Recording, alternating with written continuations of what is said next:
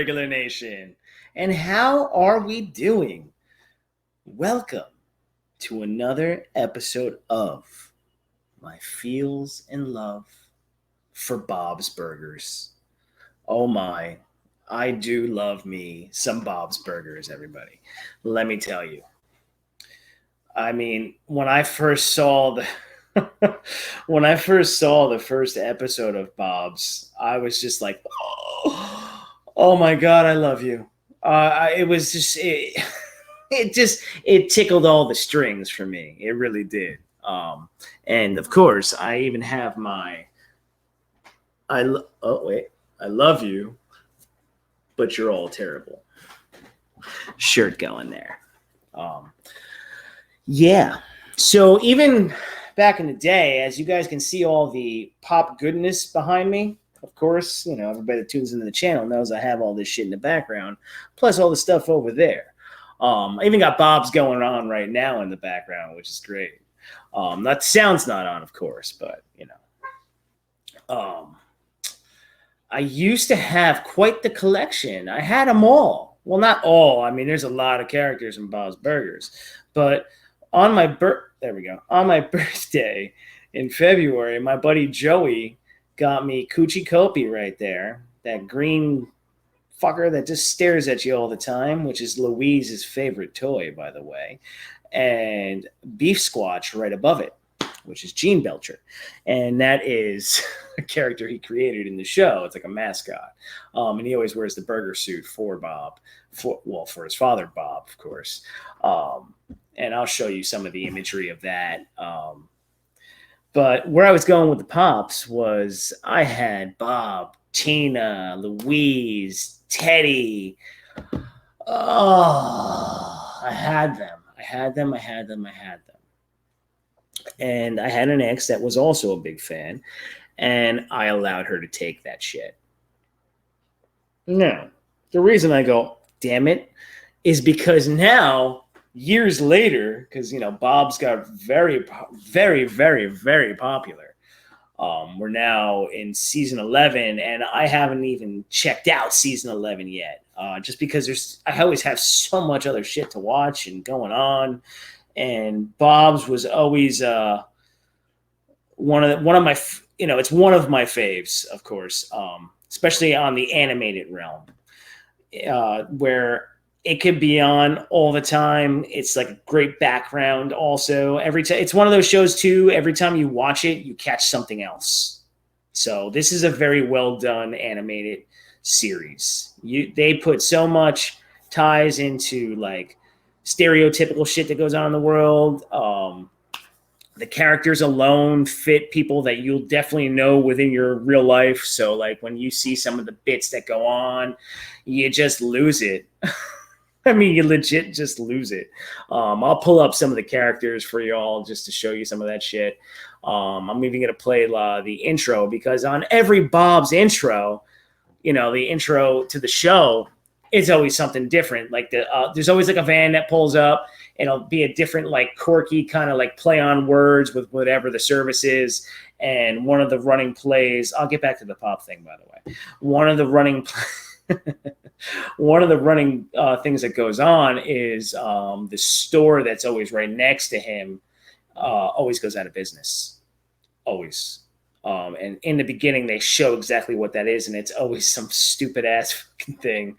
And then, of course, you have your stand-in places that are right next to it. You always see Mort's Funeral Home, and there's a store that's across, a stationery store that's always there. It's called Yours Truly, and then his arch enemy, but yet best friend, Jimmy Pesto, has his stereotypical Italian crap food deli across, but it always brings people in. It's like one of those like a Chili's or whatever, and it's just funny. And Bob is like that guy that he has his like rundown burger shop, but he makes everything fresh. His burgers are fantastic.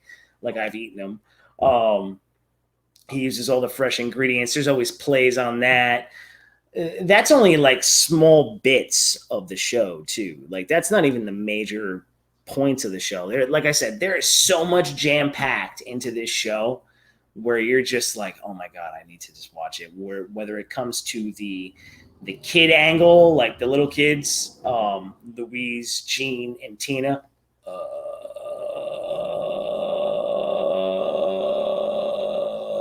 That's my Tina impression.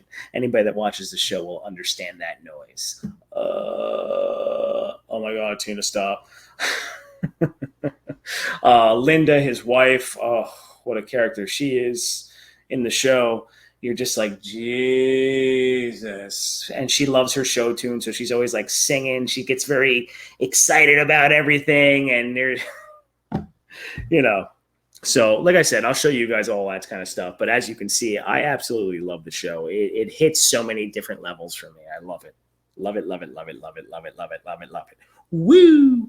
But back to what I was saying with the pops, and when I let those go, my God, the amount that they cost now is utterly ridiculous. Like all the ones that I had, which were all the original ones, they're in the hundreds.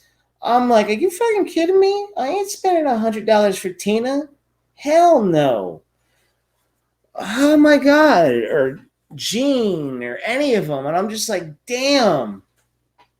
Some of them are over 60. I'm not spending $60 on it either because the way I am, I'm very theme oriented. Like you might not be able to see what those all are back there, but everything is themed, even on that side. And just so you all see, right now, we got that shit playing right there. This is where Bob gets in trouble with a new health inspector. And the health inspector has his own kind of like music that he plays. So Bob allows him to do it. Bob's the guy that always gets himself in trouble. Put it to you that way. Whether it be his pride or the principle of things, he always finds a way to screw himself. And it's always done in a very glorious fashion, I may say, too. The voice casting in this is mint. It's perfect. Everything just kind of hits right. You know, like there's a lot of animated series out there that come out. You know, for instance, like on Netflix, you got BoJack Horseman. For a point in time, I was enjoying that. Then I was just like, all right, I've had enough of this crap. F is for Families on there. You know, then you got Family Guy. You've got the list can go on. American Dad.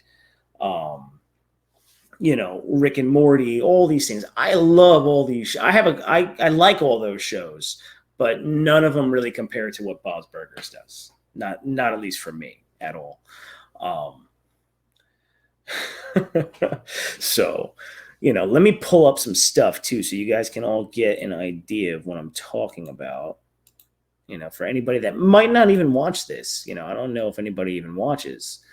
So let's bring this up.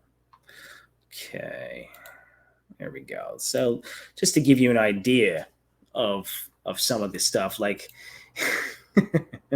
here's Jean, here's Louise, and here's Tina. Tina always does that. She has an addiction to butt. She's a very horny teen. They play on that. Then you have Louise right here. She has her issues where she has her safety hat on all the time. There is an episode where she loses her hat, and it's fucking hilarious, all the shit that happens in between. Then you know, like you have Teddy here. Teddy is a very funny ass character. You know, he's like that guy that, you know, you really don't want to be friends with, but he just kind of throws himself at you and he's just always there. So he inadvertently becomes your friend in a way. He's always getting Bob into some crazy shit. And as you can see, Bob is a defeated man. He's a defeated man that has passion, but at the same time, it just all goes downhill for him quite often. They're what you call your, as you can see, the inside of the plays. They're like, you know, basically like the lower class version of a family. You know, they go to the thrift shop, they do all that kind of shit. They live above their restaurant. You know, there's so many little things in this show that people can connect with, I feel, and you just lose your mind. Like, here's Mort's funeral home. It's your funeral. Here's like a store that would close. This is the beginning part of an episode. It says, "See you next year." It's a chiropractor. You know, they just do all these subtle, funny things throughout the show, and it always cracks me up. Um, so, for instance, let me bring you to. Hold on 1 second, y'all. Bring you to another one. So we're going to stop that. We're going to share that other screen that I want to show you. I'm going to show you the intro video. And it even plays that little like guitar riff and everything. The show was very inviting. I'll put it to you that way. I remember I turned on my my nephews to it. And then even my sister got hooked onto it a little bit. And it was pretty funny. And unfortunately, you know, there was the holiday, like even like the special holiday episodes, the seasonal episodes, they're always done so well. And as the show went on, you know, they got more budget for the show too. So, you know, the animation gets a little bit better. I mean, but like I said, it started in 2011, so the animation wasn't bad. But you can see the difference, like when you're watching it, because I'm someone that watches it, you know, it's always kind of on besides many other things that I put on. You'll hear the difference in like the guitar riff a little bit. And then even, cause we're gonna get to some of the characters. I have to go back to that actually. How dare I? Like there's a Miss Lavon. She's one of the teachers, right? Now, I don't know if this was done on purpose or they ended up just like kind of changing the character's voice by chance. I don't know. I don't think so. But let's see if she's up here. I'm pretty sure she is. Let's see. So, for instance, like I'll even talk about that. If anybody knows Archer, if anybody ever watches the show Archer, which is another great animated fucking series, the guy that voices Archer is the same person that voices Bob. So they did like this crazy crossover on Archer, and it was. I remember when I first saw it, I went like, oh, I went crazy with that. I was just like, holy crap. I can't believe they're doing this. I don't know if I have a Miss Lavon's. I felt that she was around here. Well, Miss Lavon's is like that teacher. I might find her somewhere else. And she's one of the, she smokes throughout every season. But as the seasons go on, you hear the voice starting to change. And then at one point, she sounds like this. And then she's always yelling at everybody. So it's pretty fucking funny that I always, if I could ever talk to one of the directors or the writers, I would die. I would be like, oh my God, did you guys purposely do this? Did you purposely start changing her voice because she smoked so much? Like, and then that started to affect it. I'm like, because if that's the case, that's fucking fantastic. That is detail. That is detail. Teddy. Take a look at Teddy. Poor Teddy. He's a mess. Teddy's a mess. Teddy's that guy that you find at like your local dive bar, so to speak, and he's always there. And he just always wants to be a part of something, but he's got so many fucking issues. And they play on these issues throughout the show. And they're freaking hilarious. I mean, I can't even begin to tell you the amount of, you know, things that just happen throughout this fucking show where it's like you gotta just watch it to understand what I'm saying. I can pull up all the pictures I want at the end of the day and you'll be like, oh, okay. As you see me scrolling, like this was the Deepening, it was called, an episode where, you know, I forgot what was happening. I think they were doing something at one of the carnivals. And also what's interesting, like they live in a shore town, like they're on the shoreline. And there was one episode early on, I think season 1, and they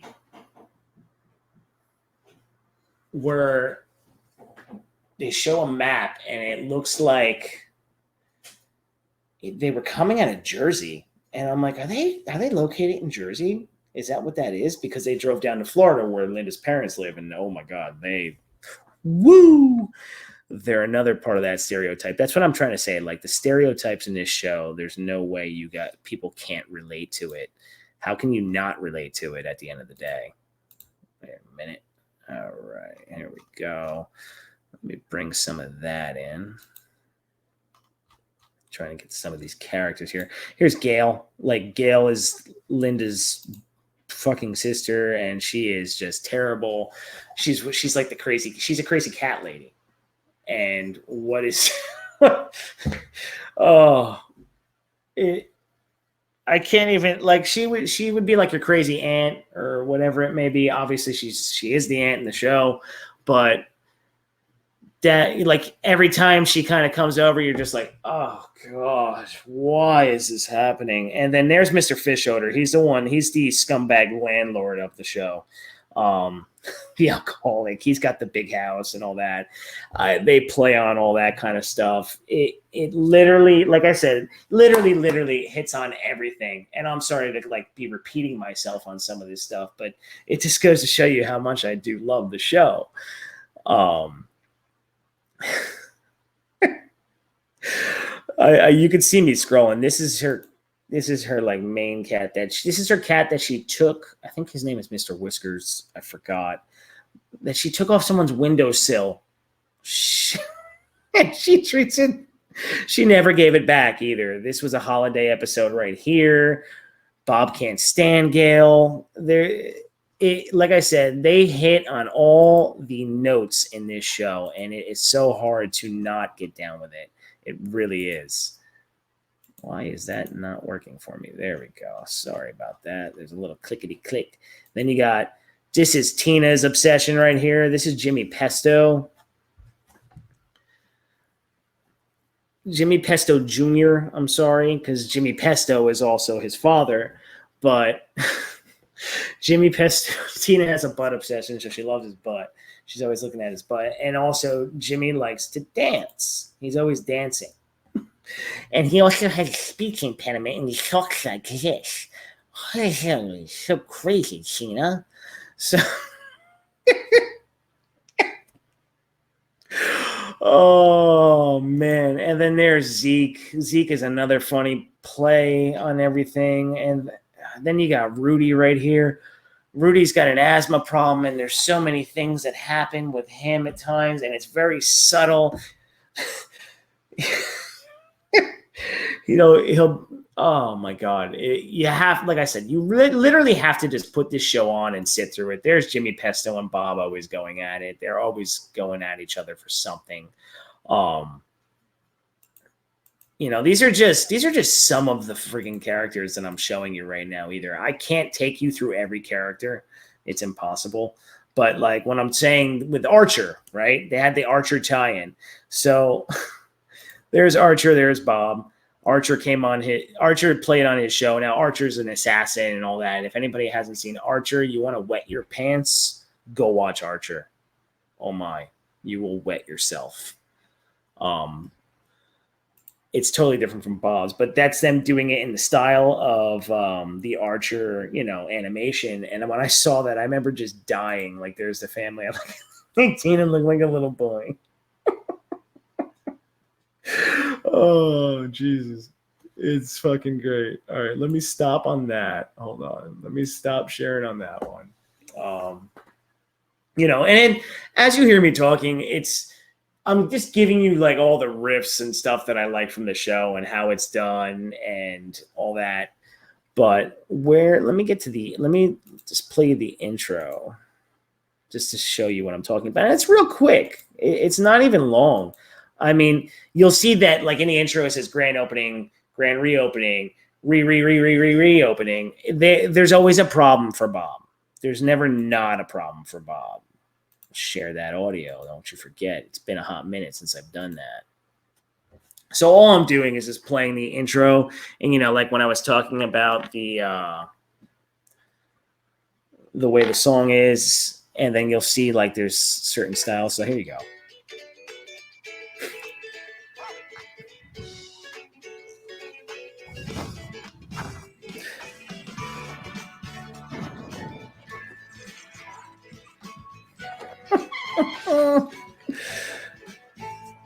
So what I'm showing you with that is that every episode that's always the same. Mort's funeral home is always there, and Mort's a character too. He's a trip too. Right there is always a different store, and they always have something else that pops up, and then there's a van that pulls up, and there's always some kind of fucking bullshit going on for him there. The health inspector Hugo, he used to love him, and Linda used to go out at one point, and that there's always like a big thing with that, and Hugo's always trying to fail Bob for something outrageous and outlandish.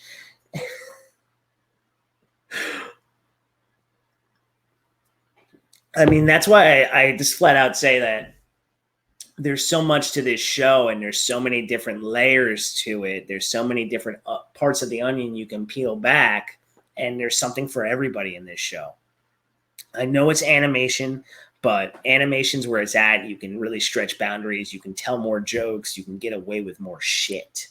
So that's what I love about it. I was a big fan of Family Guy for a long time, but then Family Guy was trying too hard, I felt, and it just got tasteless at times.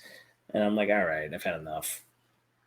But when it comes to this show does not get tasteless. This show does it with style, a lot of style, and it's great. One of my favorite episodes that used to crack me up all the time, Edith owns an art shop in the show, and it was in season 1 that, excuse me, I'm drinking a new beer.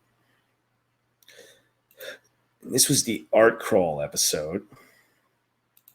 And as you can see with what I'm sharing, that's her husband right there. I always forget his fucking name.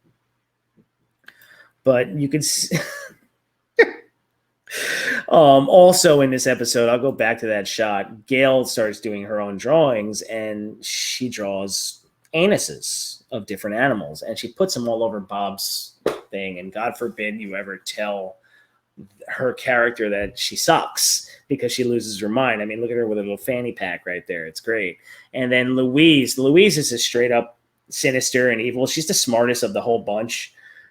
Where she just knows she capitalizes on everything. Like right here, she's capitalizing on a business during art crawl to sell art from kids, just because them explaining, as you see, as they're walking through all this kind of stuff, and Bob's telling them about how terrible art crawl is and that none of it's real art. There's just so many funny ass things that go on in it.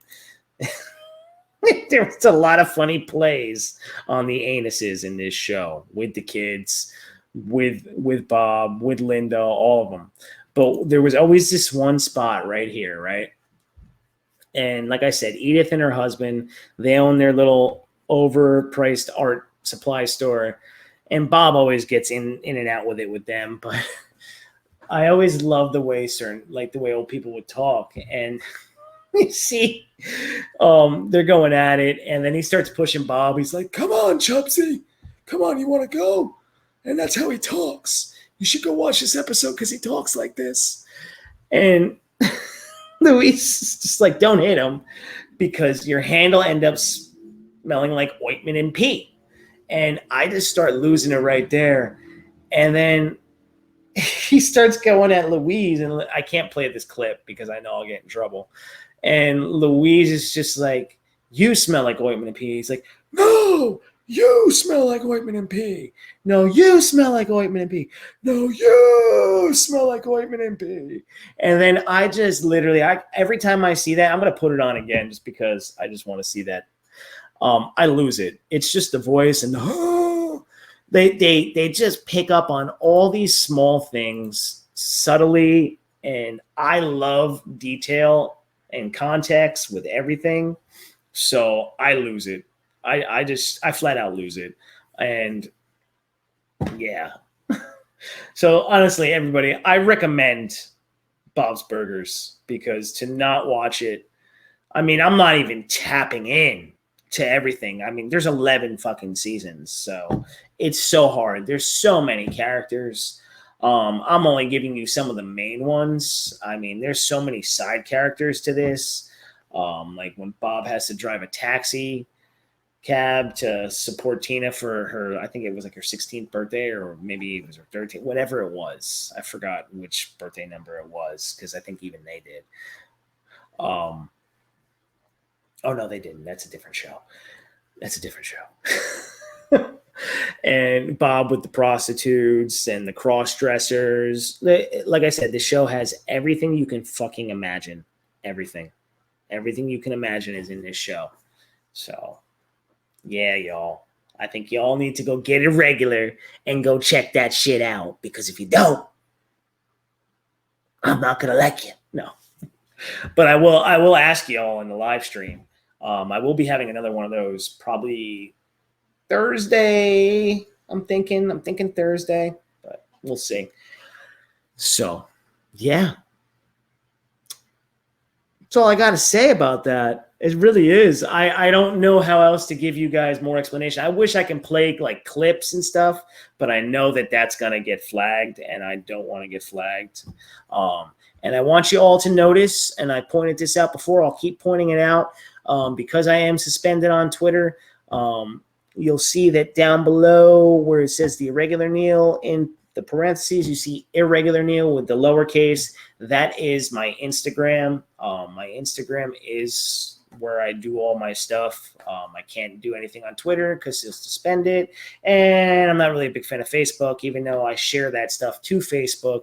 You can always find the videos I put up posted on Facebook. But my link is in my Instagram bio, and I am active as hell on my Instagram. So you guys can always find me on there. And you can message me anytime you need to. And I'll get back to you.